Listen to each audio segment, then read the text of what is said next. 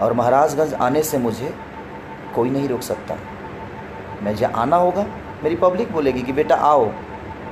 और चुनाव लड़ना बहुत बड़ी चीज़ नहीं है। अरे मुझे व्यक्तिगत एक इंसान ऐसा हूँ कि मुझे पता है कि गरीबी क्या होती है, कि क्योंकि मैं सोने के थाली में मैं अपने बाप के पैसे पे कभी नहीं उड़ा, क्योंकि मेरे पापा के पास पैसे नहीं थे।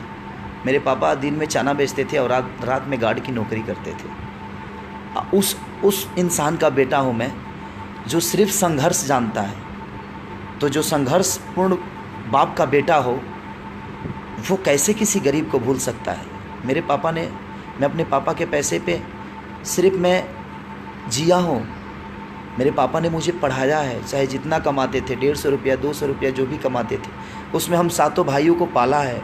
मैं अपने पापा का कर्ज कभी नहीं उतार सकता, लेकिन मैंने अपने पापा के पैसे पे कभी ऐश नहीं किया, क्योंकि मेरे पापा उतना नहीं कमाते थे। मैं अपने पापा को देखता हूँ तो मुझे फक्र होता है कि मेरे पापा दिनों रात मेहनत करके, और हम सारे भाइयों को शादी ब्याह हर चीज़, हर वो सुख उन्होंने दिया। हाँ, बस ऐश करने के पैसा नहीं दिया कि तुम ऐश करो।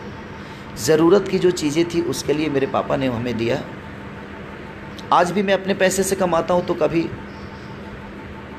ऐसा नहीं कि मैं बियर बार में उड़ाता हूँ या कहीं।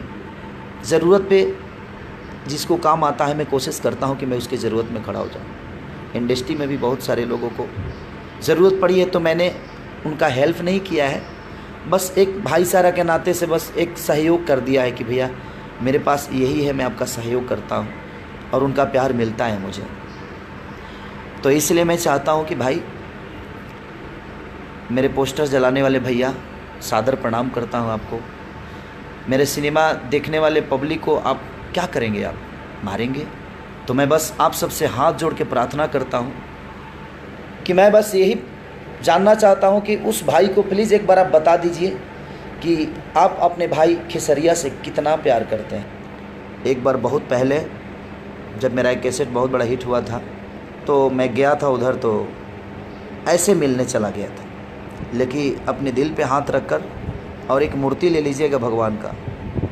अगर आपके आँखों में शर्म होगी, हया होगी ना, ख़ानदानी आदमी है या बहुत बड़े आदमी है, तो मैं चाहूँगा कि आप प्लीज़ उस मूर्ति पे एक बार हाथ रख के एक बार लाइव आ जाइएगा और पब्लिक को बोलिएगा कि हाँ, मैंने खेसारी को कभी मदद किया है, आपने मुझे मोहब्बत दी है, प्यार दिया है, वही मेरे लिए काफ़ी है। आप लाइव आकर जो मुझे मोहब्बत और सम्मान दिया है वो मेरे लिए कम नहीं है। और मैं आज भी हूँ तो अपने पब्लिक्स और अपनी देवता रूपी श्रोता से हूँ। इस चैनल को मिल रहा है, इसलिए दिल से थैंक यू पूरी भोजपुरी समाज को। मेरी तरफ से ढेर सारा शुभकामना, ताकि आपका प्यार हमेशा ऐसा ही बना रहे आपके अपने बेटे खेसारी लाल पे, आपके भाई खेसारी लाल यादव। और आप सब ढेर सारा सब्सक्राइब करिए।